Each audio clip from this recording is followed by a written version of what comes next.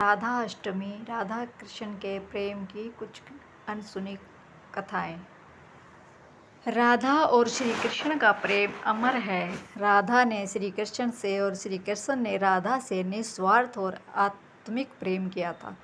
इसी प्रेम का कारण आज श्री कृष्ण के नाम के आगे राधा लगता और राधे कृष्ण बोला जाता है, क्योंकि रुक्मिणी कृष्ण क्यों नहीं कहता, जबकि रुक्मिणी भी तो राधा की तरह प्रेम करती थी। आओ जानते हैं राधा कृष्ण की कुछ अनसुनी बातें। अन्य पौराणिक कथाओं के अनुसार राधा श्री कृष्ण से 5 वर्ष बड़ी थी। राधा ने श्री कृष्ण को पहली बार जब देखा था जब उनकी माँ यशोदा ने उन्हें उखल से बांध दिया था।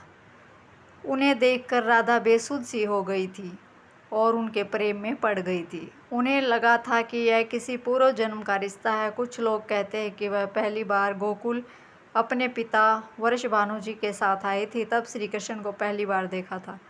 कुछ विद्वानों के अनुसार संकेत तीर्थ पर पहली बार दोनों की मुलाकात हुई थी। जो भी हो, लेकिन जब राधा ने श्री कृष्ण को देखा तो वह उसके प्रेम में पागल सी हो गई थी और कृष्ण भी उन्हें देखकर बावरे हो गए थे। दोनों में प्रेम हो गया था। ब्रह्मा वैवर्त पुराण के अनुसार और यदुवंशियों के कुल गुरु गर्ग ऋषि द्वारा लिखित गर्ग संहिता की एक कथा के अनुसार एक बार नंद बाबा श्री कृष्ण को लेकर बाजार घूमने के लिए निकले थे।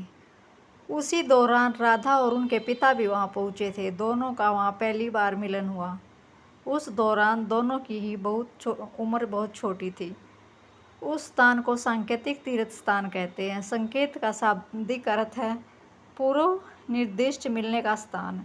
मान्यता है कि पिछले जन्म में ही दोनों ने यह तय कर लिया था कि हमें इस स्थान पर मिलना है।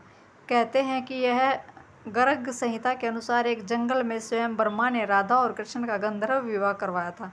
यहाँ हर साल राधा के जन्मदिन यानी कि राधाष्टमी को से लेकर अनंत चतुर्थी के दिन तक मेला लगता है। ब्रह्मा वैवर्त पुराण की एक पौराणिक कथा के अनुसार श्री कृष्ण के साथ राधा गोलोक में रहती थी। एक बार उनकी अनुपस्थिति में श्री कृष्ण अपनी दूसरी पत्नी विरजा के साथ घूम रहे थे, तभी राधा आ गई। वे विरजा पर नाराज होकर वहां से चली गई। श्री कृष्ण के सेवक और मित्र श्री दामा को राधा की यह व्यवहार ठीक नहीं लगा और वे राधा को बुरा कहने लगे। राधा ने क्रोधित होकर श्री दामा को अगले जन्म में शंखचूड़ नामक राक्षस बनने का श्राप दे दिया। इस पर श्री दामा ने भी उनको पृथ्वी लोक पर मनुष्य रूप में जन्म लेकर 100 वर्ष तक कृष्ण विच्छोह का श्राप दे दिया।